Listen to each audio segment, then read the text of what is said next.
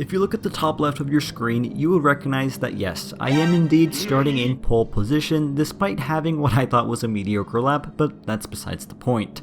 Welcome back everyone to my second attempt at Gran Turismo 7. You join me here at the Nürburgring in my second set of daily race Bs in the Group 4 Toyota Supra. If you watched my previous attempt at online racing in GT7, you would know that everything was less than ideal to say the very least. And since that race leading up to this one, I've played just about 10 more minutes of the game, which was the qualifying lap for this race. And I'm about to prove that right now.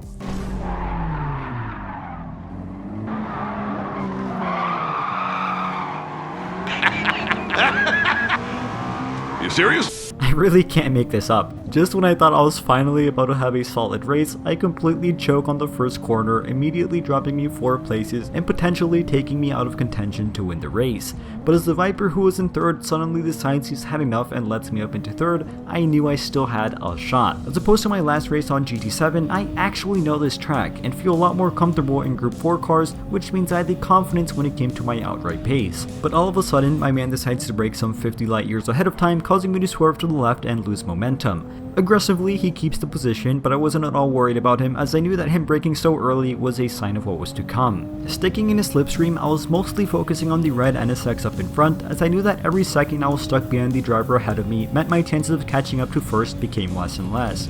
Coming into the corner, to no one's surprise, he once again brakes far too early, causing me to move to the dirty side of the track to avoid a collision. I do get a decent run out of the corner and I still manage to stick with him coming to the first chicane, where despite me taking a bad line, he decides to go into the sand, causing me to close up even further.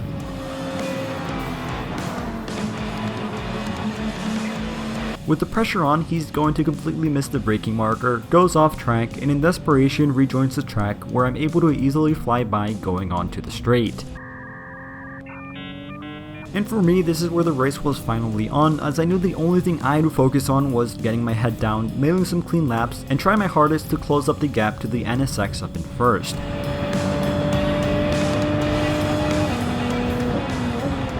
However, starting the second lap, and once again coming to T1, I seem to have not learned my lesson from the first lap, as I once again do the exact same thing that got me into this whole mess in the first place.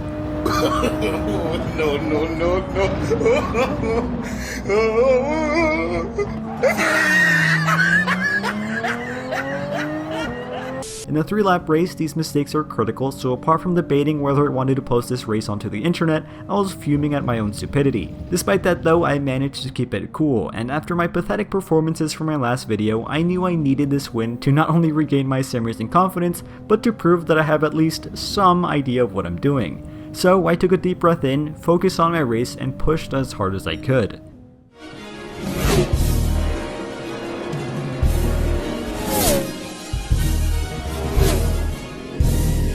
Before I knew it, I was able to catch up and really up the pressure. But suddenly the NSX does the exact same thing as the other guy, goes off track, and I once again scoop up the position. But although being back in first was a relief, I knew the race was far from over as the difference between being the chaser and being chased was becoming very apparent. I knew that if I somehow managed to choke this win, which probably wouldn't surprise many of you, I would never be able to call myself a sim racer ever again, so the pressure was on to say the least. Approaching the final lap though, I knew I still had one major threat, and that was going to be the notorious Turn 1, which other than being a place where I have a tendency to spin out, is also synonymous with dive bombers, especially those desperate to regain the lead on the final lap. So approaching the corner, I had my eyes literally planted on the radar on the bottom right, and to probably no one's surprise, my predictions came true. It was at this moment that he knew. Anticipating that exact event, I was quickly able to swerve to the left, minimizing any impact, and I somehow managed to keep things under control as opposed to the NSX who practically disappeared. The remainder of the race was fairly calm. I knew I had the pace to build a gap and I did just that. And finally, I was able to redeem last week's performance, as with a good car and a familiar track, mixed with a bunch of drivers probably racing on controllers, I crossed the line to finish in first, and my god was that reassuring. Wow, what a number. Now I can say, Sweet. With Ronaldo being proud of me, a pole position, a fastest lap, and a somewhat clean race, this week I'm bringing home the victory. Make sure to subscribe so you don't miss out on next week's clown show, and as always, thank you all for watching, stay safe, and have a fantastic rest of your day.